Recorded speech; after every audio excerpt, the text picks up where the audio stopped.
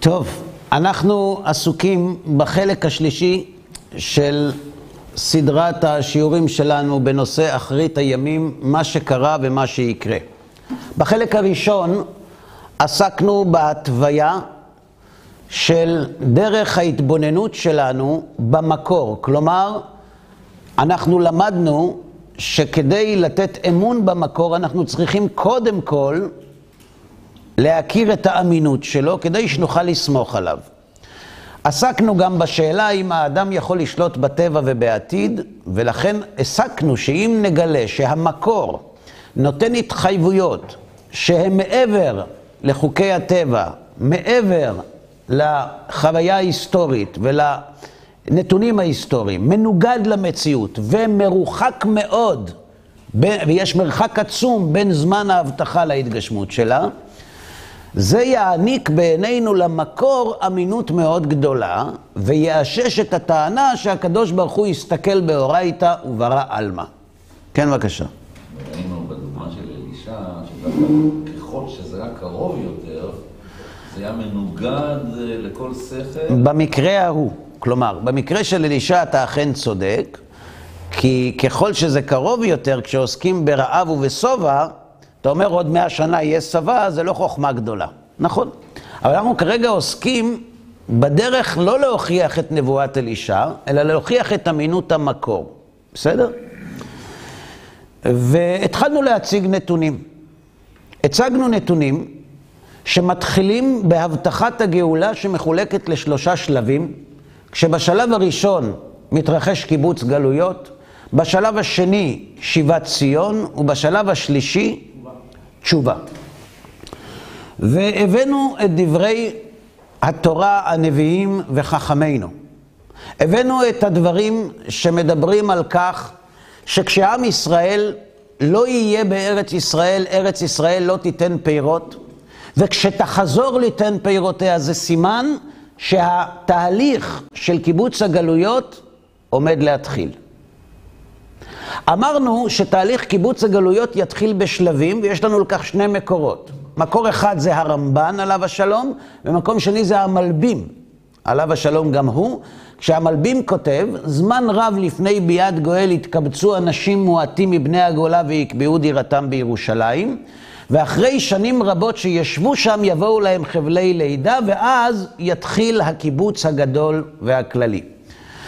אמרנו גם בשם הרמב"ן שתהליך קיבוץ הגלויות יחולק לשניים, ואחר כך יוסיף השם שנית ידו, כלומר יהיה קיבוץ גלויות קטן, ואחריו יהיה קיבוץ הגלויות הגדול והכללי. זו ההתחייבות השנייה. ההתחייבות השלישית, שהעם היהודי למרות שיתפזר באומות וילמד ממעשיהם, ויחלפו שנים רבות שיאבדו ממנו כל סממן לאומי, למרות כל זאת יתקבצו הגלויות לארץ ישראל. ולמדנו עוד שכדי שהגלויות יתקבצו לארץ ישראל ישנה מצווה אחת שהעם היהודי למרות שיעזוב, אם יעזוב את התורה, ימשיך לקיים, כי אם לא, הוא לא יוכל לקבל את ארץ ישראל.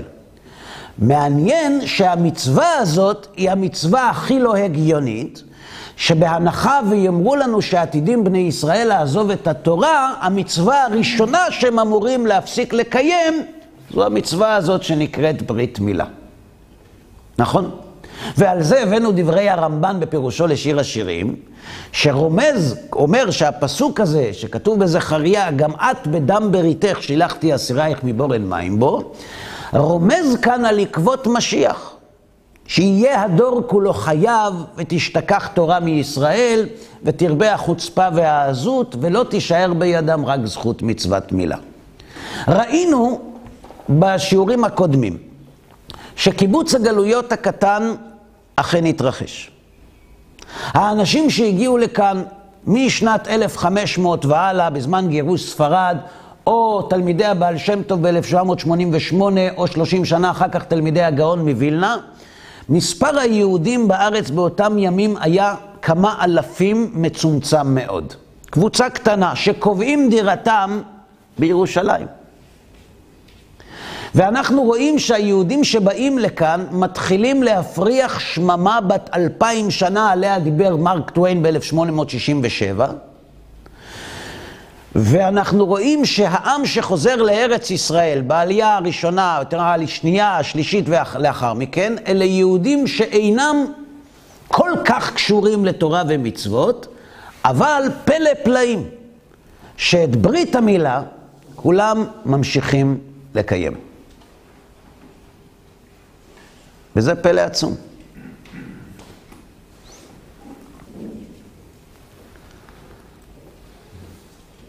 האם זה אכן קרה? האם באמת רק זכות מצוות מילה נותרה קונצנזוס דתי בעם היהודי? אז אני רוצה להקריא לכם דברים שכתוב בביטאון של התנועה הכנענית משנת 1950. כנענית. בוודאי, היה. נוחה עדן. אבל היה להם אפילו חבר כנסת, קראו לו לובה אליאב. כן. אלה היו יהודים שהתכחשו למסורת היהודית, וטענו שהם לא חוזרים לארץ ישראל בתור יהודים, אלא בתור כנענים, תושבי העתיקים של ארץ כנען. רק יהודים יכולים לעשות, כן. האמת היא שהם לא לבד, גם הפלסטינאים טוענים שהם צאצאי הכנענים.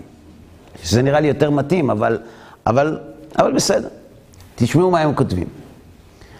אפס מנהג דתי אחר ומקונן, רווח בקהלנו.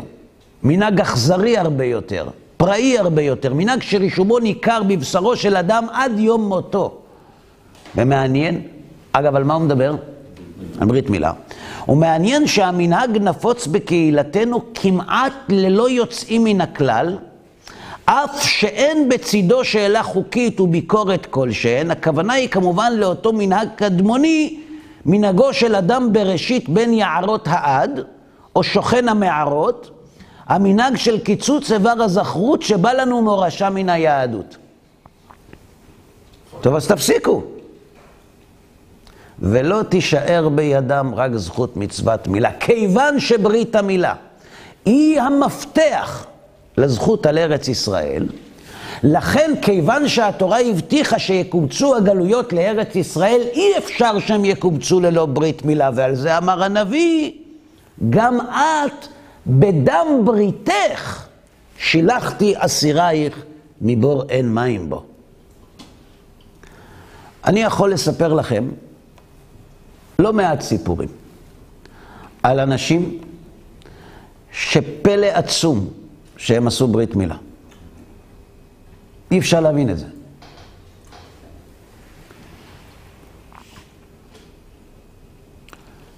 כשדיברתי על כך בהרצאה בסמינר של ערכים, ניגש אליי בהפסקה יהודי, הוא אומר לי, תקשיב, אני גר בפתח תקווה, אני נהג מונית, ואני מקבל קריאה לגבעת הסלעים בראש העין, נסיעה מראש העין לשניידר. אני מגיע, יוצא בחור צעיר עם עגלה של תינוק, אני יוצא מהמכונית כדי לעזור לו להכניס את העגלה לתא המטען של המונית, ואז הוא ראה שיש לי כיפה על הראש. אני בדרך כלל הולך עם כיפה. אני לא חילוני, אני גם לא דתי, אני מניח תפילין, אז כנראה שכחתי, בתחנה ששמתי את זה, שכחתי להוריד את הכיפה. יש חשש של בעל תוסיף, אבל בסדר. אז הוא אומר לי, טוב שאתה דתי. אז הוא אומר לו, למה?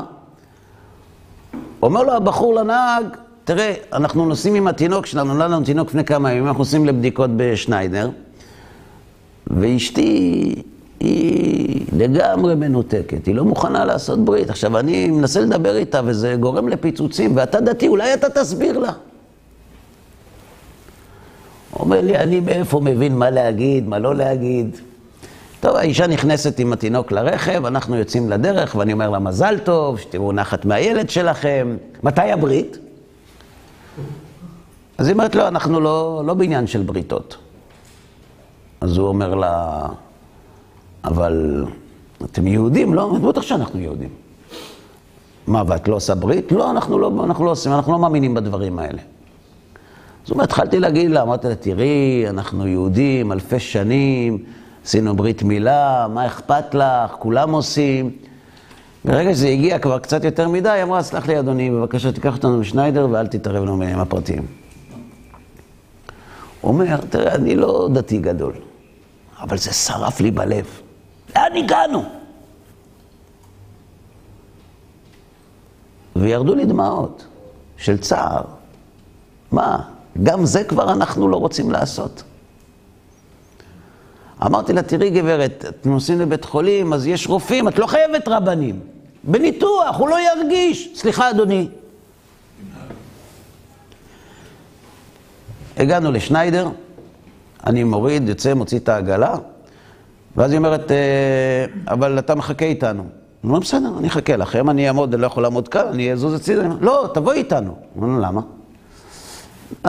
אתה אמרת שיש רופאים, נכון? אז בוא נעשה את הברית.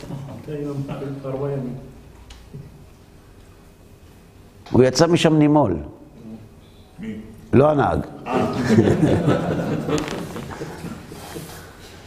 איך מסבירים דבר כזה? הרי ברית מילה זה לא איזה טקס פשוט. זה טקס שמעורר הרבה מאוד חוויות רגשיות, בעיקר אצל אנשים שלא מבינים למה עושים את זה. הוא אומר לי, עד ההרצאה הזאת לא הבנתי מה, חשבתי שהאישה לא נורמלית, אולי יש לה איזה דיכאון לידה או משהו, מה זה הדבר הזה? אל תתערב ותבוא לעשות ברית עם הבן שלי, ובסוף לקחה מועל, לא רופא. תראו כמה מקרים כאלה נתקלתי.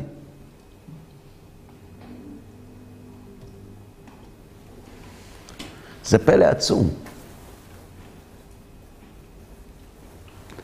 היה לי חבר שהיה מאוד קיצוני, לא בדת, נגד. ממש קיצוני מאוד, והיו בינינו המון ויכוחים. כל פעם שאנחנו מפגשים, אתם ואתם ואתם, הכוונה, אני, התווכח וזה, ואני כבר נמאס לי להתווכח איתו. אין לזה תוחלת לוויכוחים האלה, וגם אני נהיה צרוד, ואחרי זה אני יכול לתת בערב הרצאות, ואם אני לא יענה, לא יגיד, אתה רואה, אין לכם מה לענות. אז ניתקתי איתו מגע, התפללתי עליו, שיוולד לו בן. זה לקח 3 שנים, כנראה התפילות שלי לא משהו, אבל קורה אחרי 3 שנים שנולד משהו, גם כשלא מתפללים. אחרי 3 שנים הוא מתקשר אליי ב7:30 הבוקר, הוא אומר לי, אהרון, מגיע לי מזל טוב. אני אומר לו, מזל טוב, מה נולד? כשלא יהיה בת, מה, כל התפילות ובסוף בת? לא שיש לי משהו נגד בנות, כן? נולד לי בן, אני אומר לו, מזל טוב, מזל טוב. הוא לא מבין למה אני כל כך שמח. אומר לי, אהרון, תקשיב, עוד שבוע, לא סמינר ערכים, לא חוץ לארץ, חברים, לפני הכל, אתה בא לעשות ברית לבן שלי.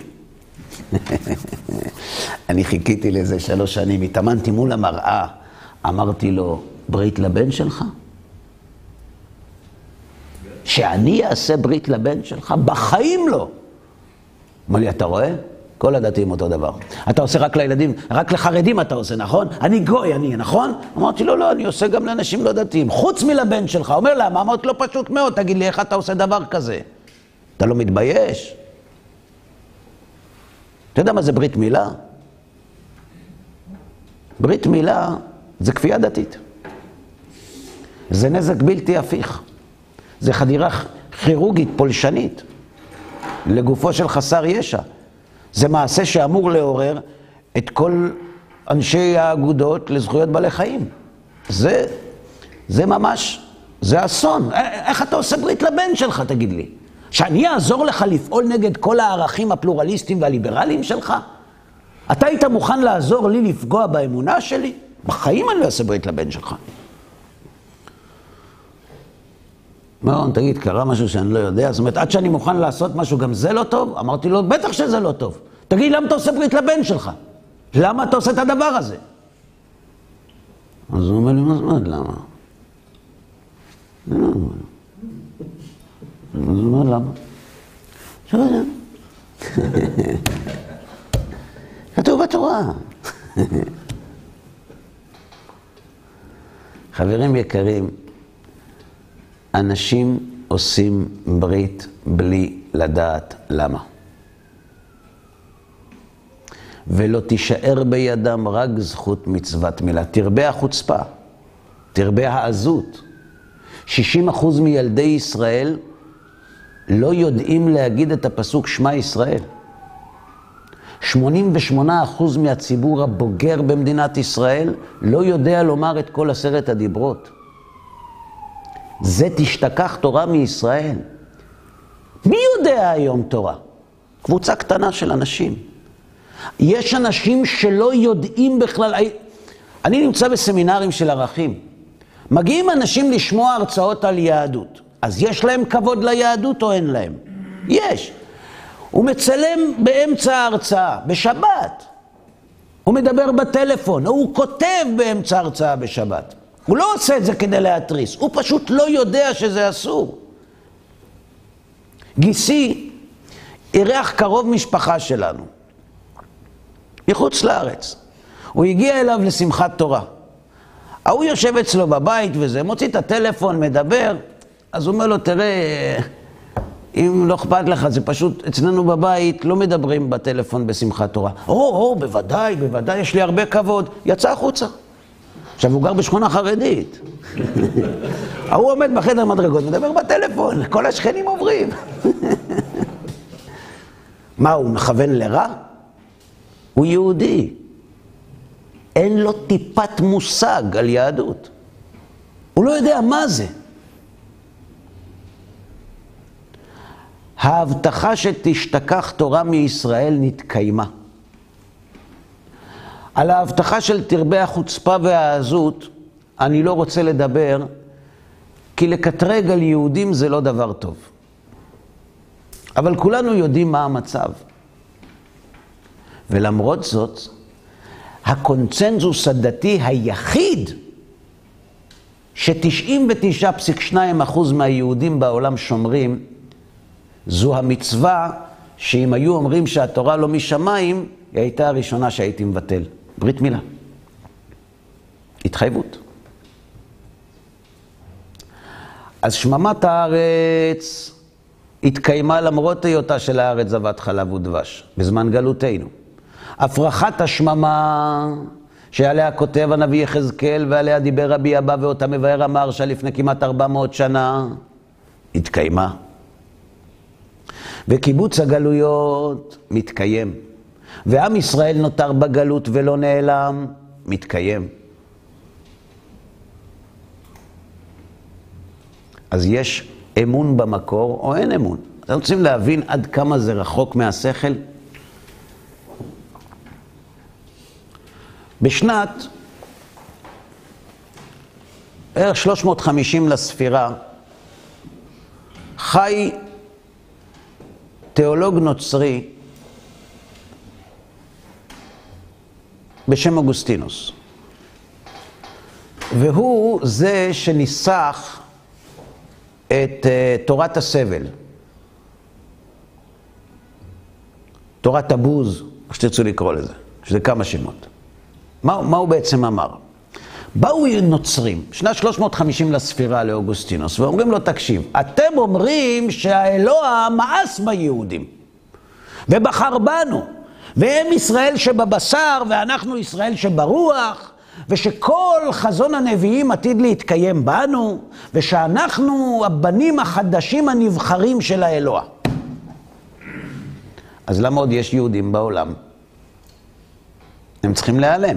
אין להם מדינה, אין להם מקדש, אין להם צבא, אין להם מטבע, וגם התורה שלהם הולכת לאיבוד. אז למה, בשביל מה צריך עוד יהודים בעולם? זה רק מפריע לרולקס המזויף להיחשב מקורי. חשב ומצא סיבה. אתם יודעים למה היהודים נשארו בעולם? כדי לגרום לנו הנוצרים להאמין בישו. מה זה קשור? פשוט מאוד.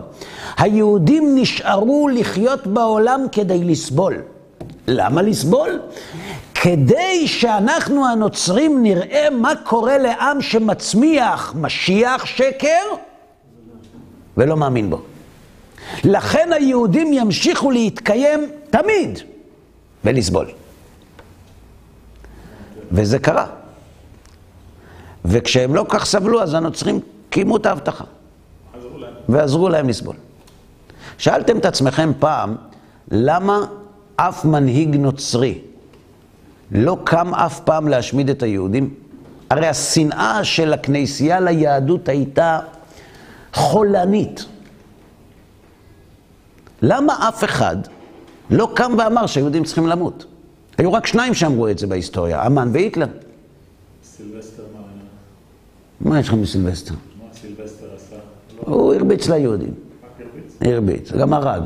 אבל לא קרא להשמיד את העם היהודי. הנוצרים לא היו חובבי ציון.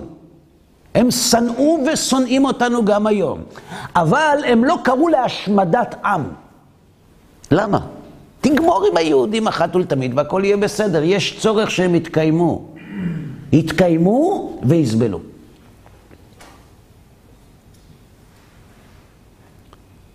ואז קמה המדינה.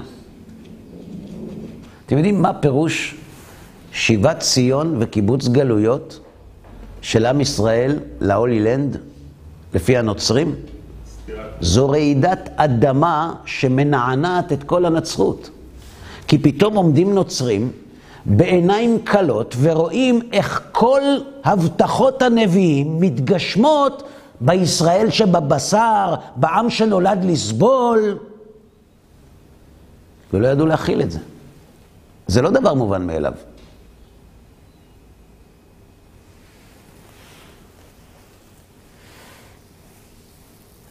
ועם ישראל חוזר. אגב, אם אתם חושבים שזה היה פשוט שנקובץ לארץ ישראל, זה לא היה פשוט בכלל. אתם שמעתם על תוכנית אוגנדה? תוכנית אוגנדה הייתה תוכנית שהציע צ'מברליין לתיאודור הרצל ב-1903. אמר, תשמע, אתם רוצים להגשים את החזון הלאומי שלכם? מערב קניה. קראו לזה תוכנית אוגנדה, זה לא אוגנדה, אבל לא משנה, זה באזור, לא משנה. תלכו שמה זה טוב.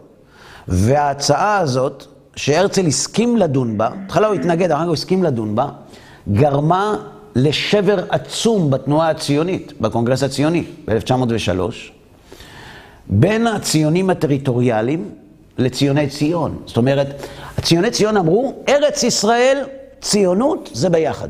אין אחד בלי השני. והציונים הטריטוריאליים, שיש הרבה רחובות בארץ על שמם, אף אחד לא יודע שבכלל לא היה אכפת להם שהרחובות האלה יקראו על שמם באוגנדה.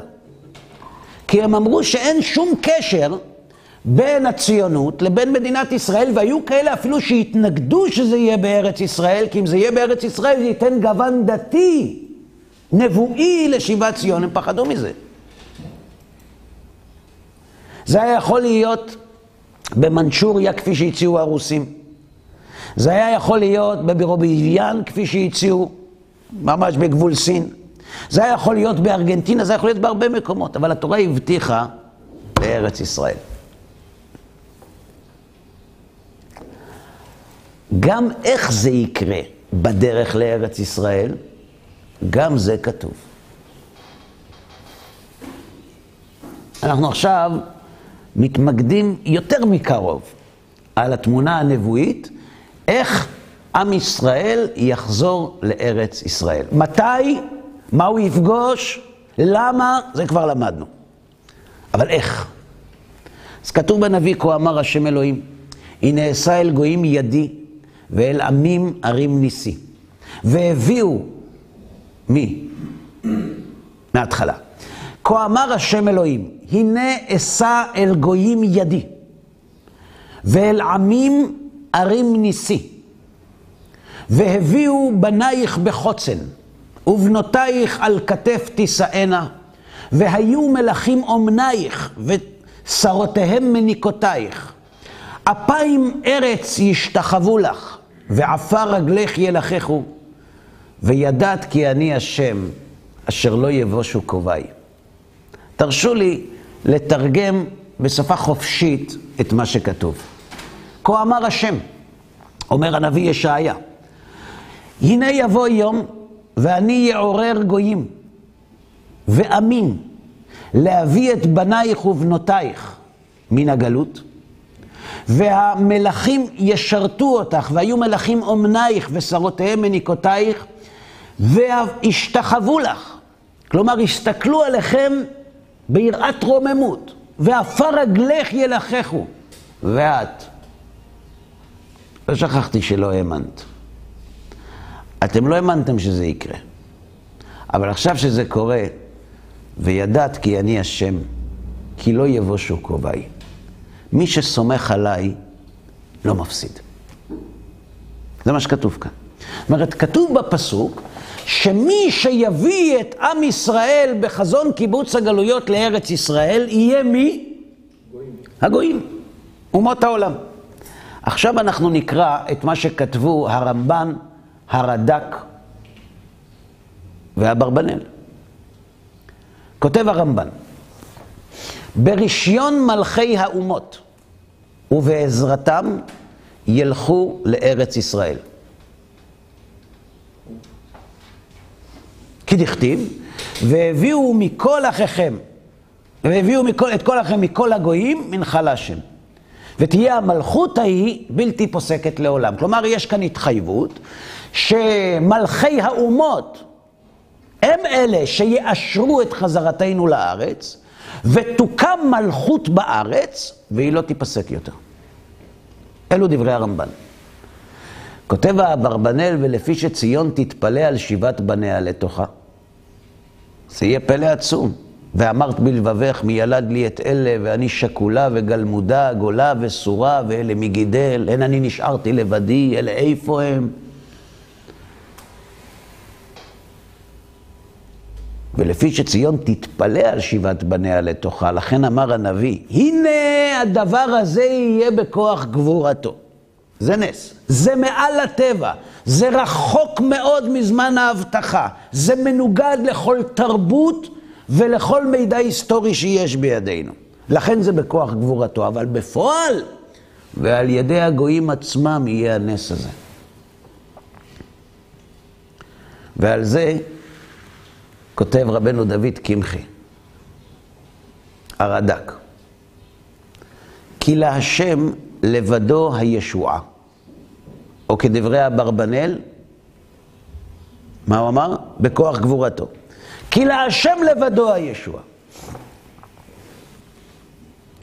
והוא יסובבנה על ידי בני אדם, כמו שסובב גלות בבל על ידי כורש, כן לעתיד יסובב גאולת ישראל על ידי מלכי הגויים שיעיר את רוחם לשלחם, כי דכתיב, והביאו את כל אחיכם מכל הגויים מנחל השם. דע לך, כמו שגלות כורש, כמו שגלות פרס ובבל, נסתיימו על ידי שהקדוש ברוך הוא עורר את רוחו של כורש לתת כתב אישור ליהודים לחזור לארץ ובנות בית המקדש, כן לעתיד. מתי הייתה שיבה נוספת אחרי שיבת ציון בימי עזרא? כמו שבשיבת ציון, בבניין בית שני, חזרו לארץ ישראל באישור מלכי האומות, כן לעתיד. יסובב גאולת ישראל על ידי מלכי הגויים, שיעיר את רוחם לשלחם. עכשיו אני שואל אתכם, יהודי שחי במגנצה, או בשפרה, או בוורמייזה, או באוקראינה בגזרות תח ותת, והיו אומרים לו, תדע לך, חזון קיבוץ הגלויות יתקיים כשהגויים יחליטו שהגיע הזמן שנחזור לארץ, הוא היה יורה לעצמו בראש. כי אין סיכוי שהגויים ייתנו ליהודים לחזור לארץ, ברוב אהבתם אותנו. אבל אומר הקדוש ברוך הוא לעם ישראל, וידעת כי אני השם, כי לא יבושו קרוביי. אני המקור, אני אמרתי שכך יקרה, תיתן אמון, זה יקרה, ואף על פי שיתמהמה. עברו 2000 שנה. מתי הוקם ארגון האומות המאוחדות? ב-1945, תחילת 46. הוא למעשה שדרג את חבר הלאומים שהוקם ב-1918, אחרי מלחמת העולם הראשונה. מאז ועד היום, כל ההחלטות של הארגון הזה היו נגד עם ישראל. ללא יוצא מן הכלל. חוץ מהחלטה אחת. החלטת החלוקה. עכשיו, כדי להבין את גודל את גודל חוסר ההיתכנות להכרזת החלוקה על ידי מועצת הביטחון של האו"ם, צריך לדעת קצת היסטוריה, לא הרבה. דוד הורוביץ היה חבר משלחת הסוכנות היהודית לאו"ם. הוא היה חבר משלחת הסוכנות היהודית לאו"ם. והוא אומר, בריאיון לסדרה שנקראת עמוד האש, הוא אומר שהיה רוב ברור ותקיף של נואמים ששלל את החלטת החלוקה. לפני ההצבעה. וגם נציגים של מדינות שהבטיחו לנו לתמוך, לפתע שינו את דעתם והבליטו בנאומים שלהם את הבעיה שבפתרון הזה, ואנחנו ישבנו כפופים.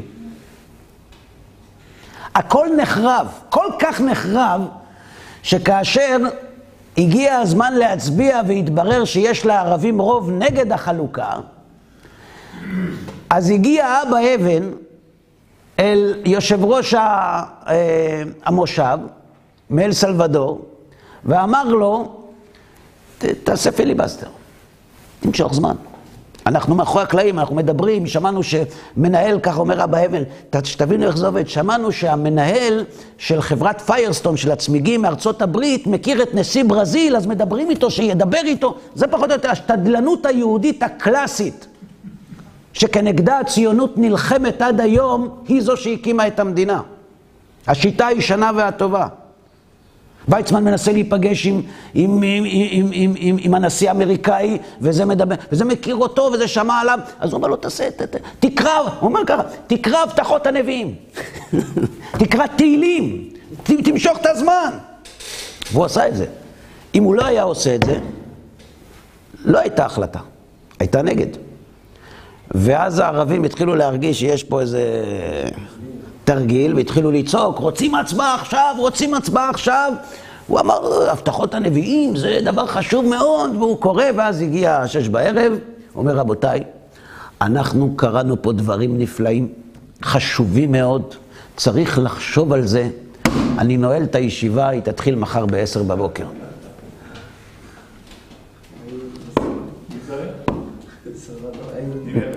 הנציג של אל סלבדור.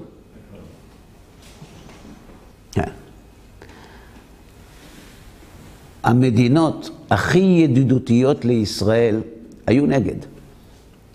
והמדינות שהיו מתחילת דרך הציונות נגדה, היו בעד. ברית המועצות.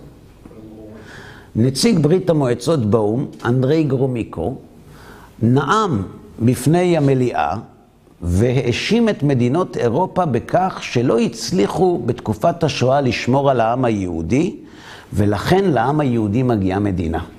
זה ימות המשיח, שהקומוניסטים ידרשו מדינה ליהודים, ומי יתנגד? האמריקאים. אבל הקדוש ברוך הוא יש לו שיטות להראות לנו את ידו הגדולה, גם בתקופה של הסתר פנים. חבר הכנסת הרב שלמה לורנץ, שהיה נאמנו של הרב שך זכר צדיק לברכה, היה בארצות הברית ב-1952, באיזה כנס הוקרה למדינת ישראל, אולי זה היה יום העצמאות או משהו כזה, הרמת כוסית, ובכנס הזה היה גם נשיא ארצות הברית ארי טרומן. עכשיו שתבינו, ארי טרומן לא נבחר להיות נשיא ארצות הברית. הוא החליף את רוזוולט שמת 80 יום אחרי הבחירות. אם רוזוולט היה נשיא ארצות הברית, אנחנו לא היינו היום יושבים במדינת ישראל. כי כל מי שרואה את מה שהוא עשה בתקופת השואה, אד קוטש היה ראש עיריית ניו יורק יהודי, והוא היה מאוד מאוד מיודד עם הנשיא רוזוולט, והוא אחרי שרוזוולט נפטר אמר ככה,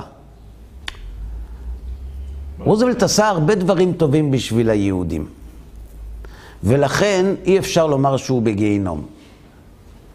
אבל הוא גם עשה הרבה דברים לא טובים בשביל היהודים, לכן אי אפשר לומר שהוא בגן עדן. הוא כנראה בפרוזדור. כך הוא אמר, כן. וארי טרומן, נשיא ארצות הברית, רואה את הרב לורנס, והוא היה נראה אדם ככה מכובד, נראה רב כזה מכובד, תלת פנים. אז הוא שאל מי זה, אז אמרו לו, זה חבר כנסת אורתודוקסי בממשלת ישראל, מטעם אגודת ישראל, תקראו לו לפה. ואז ארי טרומן אמר לו, אני רוצה לספר לך סיפור, שאתה תהיה אולי האדם היחיד מכל האנשים כאן שיבין באמת את מה שאני אומר. הוא סיפר לו את הסיפור הבא. הוא אומר לו, אני, כשהייתי ילד בארצות הברית, לכל ילד אמריקאי יש חלום להיות נשיא ארצות הברית. אבל בתור ילד נוצרי, הייתי הולך גם כל יום ראשון לכנסייה, ולמדתי תנ"ך, מאוד אהבתי תנ"ך. ולכל ילד שלומד תנ"ך יש איזו דמות שהיא המודל שלו, המודל ההערצה שלו. נחש כבוד הרב, מי היה המודל שלי? אז הוא אמר לו, משה, דוד, שמשון. אמר לו, אתה רחוק כבוד הרב. כורש. כורש. כורש המלך, הפרסי. למה? כי אמרתי, הבן אדם הזה מלך על כל העולם. מה מעניין אותו? שהיהודים יחזרו לארץ? הרגישות הזאת מאוד נגעה לליבי בתור ילד, ואני אמרתי, אם יום אחד אני אהיה נשיא ארצות הברית, אני גם יחזיר את היהודים לארץ ישראל. אתה יודע, אומר ארי טרומן לרב לורנס, שכל שדרת הפקידות בסטייט דיפרטמנט, במשרד החוץ האמריקאי, הייתה נגד החלטת החלוקה. והם הסתירו את זה בכל מיני סיבות אנטישמיות שהם בעד היהודים. כן. שהיום המסמכים מתגלים, אז אנחנו קוראים את זה שם. והם אמרו שלא טוב שתקום מדינה, ולא קרה, עוד אין תקדים שנשיא הופך את ההחלטה של משרד החוץ שלו מקצה לקצה. זה היה לפני טראמפ.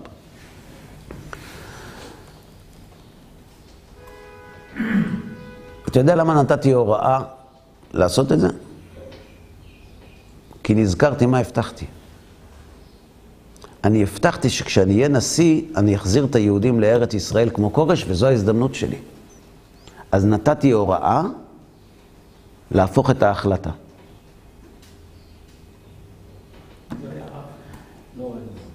הרב לורנס. ולמה עשיתי את זה?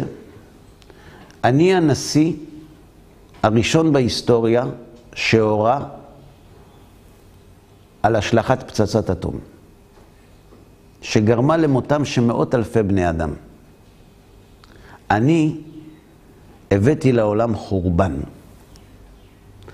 אני אחזיר את היהודים שהביאו לעולם בניין לארץ ישראל.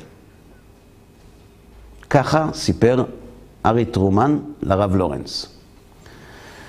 כשהרב לורנס הגיע לארץ, הוא סיפר את זה לבן גוריון, ואז בן גוריון ביקש ממנו לעלות על דוכן הנואמים בכנסת, ולספר את הסיפור כדי שייכנס לפרוטוקול.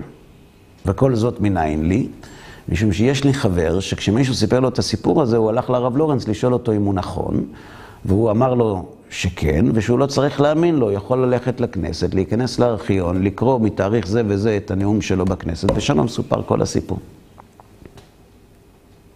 כותב הרד"ק בשנת 1265, כי להשם לבדו הישועה, והוא יסובבנה על ידי בני אדם, כמו שסובב גלות בבל על ידי כורש, כן לעתיד. יסובב גאולת ישראל על ידי מלכי הגויים, שיעיר את רוחם לשלחם כדכתיב, והביאו את כל אחיכם מכל הגויים מנחל השם.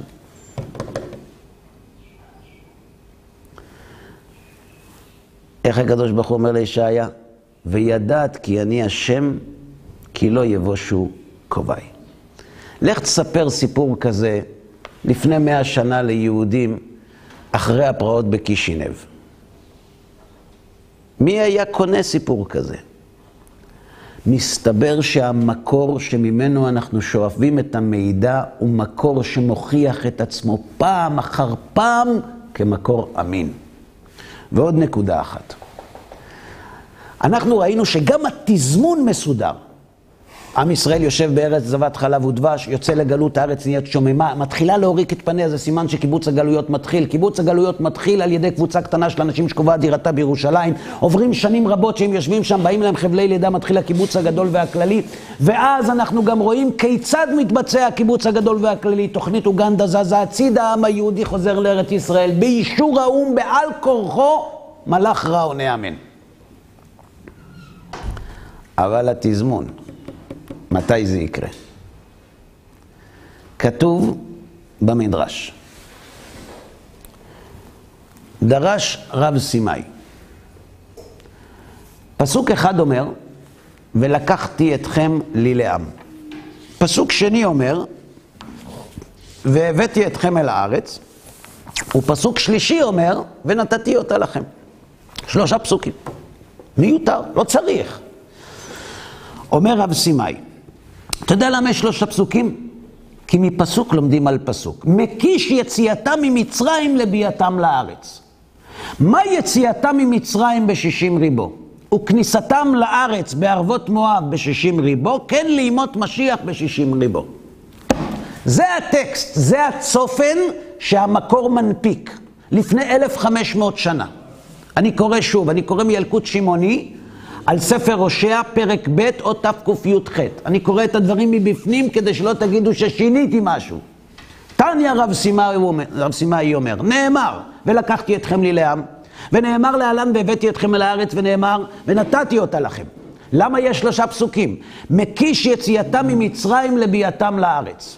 מה יציאתם ממצרים ב60 ריבו?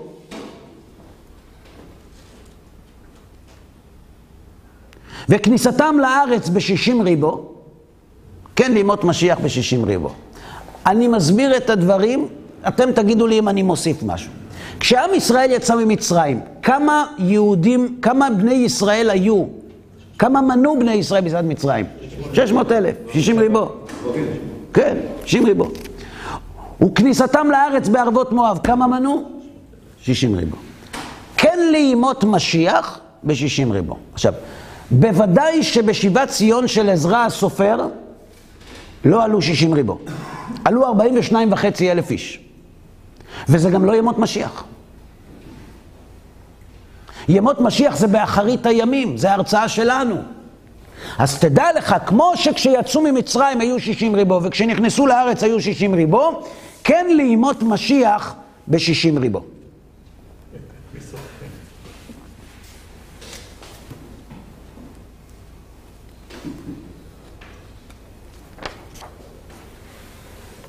עכשיו מה היה? מה היה? אז בואו נבדוק מה היה. אתם זוכרים שלפני 800 שנה היו 8 יהודים בירושלים? יופי. אתם יודעים כמה יהודים היו בארץ ישראל במאה ה-18? במאה ה-19? ב-1800 היו 7,000 יהודים בארץ ישראל. ב-1800. ב-1885 היו כמעט 30,000 יהודים בארץ ישראל. מונח לפניי גרף מהאנציקלופדיה העברית, ערך ארץ ישראל, תת ערך דמוגרפיה. תרשו לי לקרוא לכם. ב-1880 היו כ-25,000 יהודים, ב-1910 היו כ-80,000 יהודים, ב-1914 נרשם שיא דמוגרפי בארץ ישראל של יהודים מאז חורבן הבית. כמעט 100,000. 85-90,000. ואז פורץ מלחמת העולם הראשונה, והטורקים ששלטו בארץ לקחו חלק יחד עם הגרמנים במלחמה, והיישוב היהודי מתחיל להידלדל, ויורד ל-50,000. ב-1918 הגרף מתחיל לעלות. אלנבי מגיע לשער יפו, החבר הלאומים נותן לבריטים מנדט על ארץ ישראל, ומתחילה תקופת המנדט.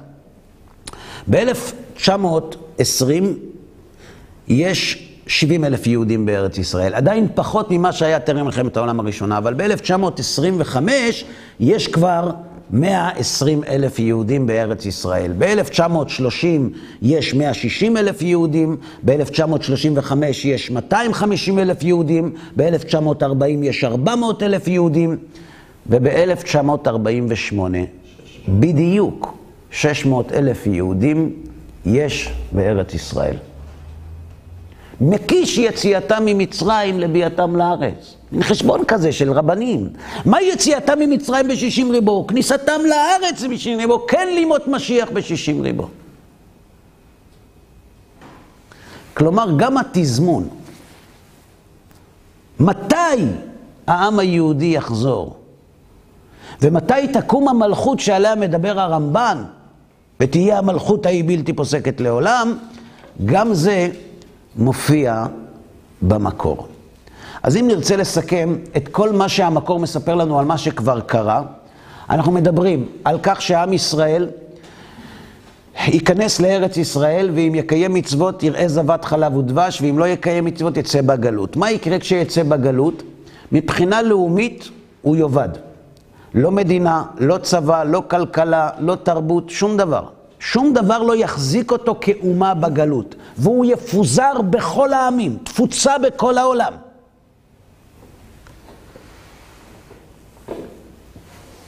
פרופסור דלה פרגולה מביא 101 מדינות שמהם הגיעו יהודים לארץ ישראל. אחד מגדולי הדמוגרפים בימינו. ואנחנו רואים שלמרות שהעם היהודי מפוזר 2000 שנה בעולם, כשמגיע הזמן כמו איזה שואב אבק מושך אותם, לאן? בהתחלה מדברים על רפובליקה דומיניקנית, על מדגסקר, הגרמנים דיברו, הרוסים דיברו על מנצ'וריה, כמו שאמרתי, על בוריבי, שכחתי את השם כבר, ודיברו על מקסיקו, ועל כל כך הרבה, כמובן תוכנית קניה, אוגנדה, גם על זה דיברו. על שוויץ לא דיברו. שוויץ לא דיברו. שוויץ לא רצו יהודים.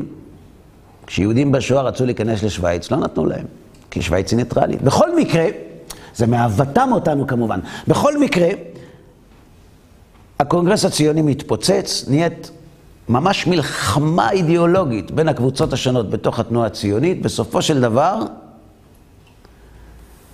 בתוכנית כתוב, מה? לאן? נכון. כתוב בפסוק, אם יהיה נידחך בקצה השמיים, משם יקבצך, השם אלוהים משם ייקחך, והביאך אל הארץ אשר ירשו אבותיך. וירשת והיטיבך וירבך מאבותיך. והבאתי אתכם אל אדמתכם, אומר הנביא יחזקאל. וכשהיהודים באים לארץ, הם רואים שהשממה הופרכה. זאת אומרת, יש כאן פירות, כמו שאמר שם מבטיח, על חזון קיבוץ הגלויות. והחזרה לארץ נעשית ברישיון מלכי האומות, והיהודים שחוזרים לארץ לא מקיימים את כל המצוות כפי שיש לנו בתהליך, אבל ברית מילה הם שומרים, כי כבר למדנו שברית מילה היא התנאי להיכנס לארץ, כמו שקרה אצל יהושע. כל הפרטים האלה שמתנקזים ל100 שנים, 100 שנים בקנה מידה היסטורי, ובכלל בקנה מידה היסטורי יהודי, זה אפילו לא פסיק בשעון, והכל מדויק. לכן, כשאנחנו רוצים לדבר על עתיד, אנחנו יכולים להיות רגועים, כי המקור הוא אמין. ולזה התכוון רבי חייא הגדול כשהתחיל ללמד את תלמידיו, שהקדוש ברוך הוא הסתכל באורייתא וברא עלמא. שהתורה היא תוכנית הסרטוט של העולם, או כמו שכותב הגאון מווילנה, כי כל מה שהיה הווה ויהיה עד עולם, הכל כלול בתורה, ולא הכללים בלבד, אלא אפילו פרטיו של כל מין ומין, וכל אדם בפרט, וכל מה שירא לו מיום היוולדו עד סופו, וכל גלגוליו וכל פרטיו ופרטי פרטיו, ובוודאי כשמדובר על עם ישראל, שעליו אומר הקדוש ברוך הוא, אהבתי אתכם, אמר השם.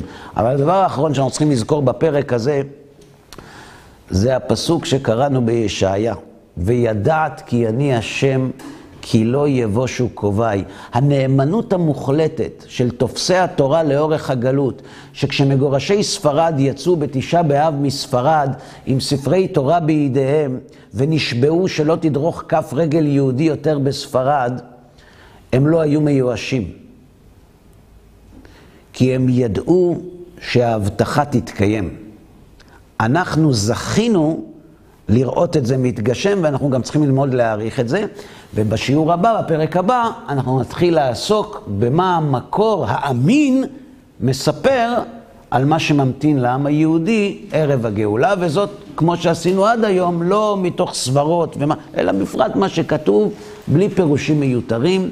עד כאן להיום.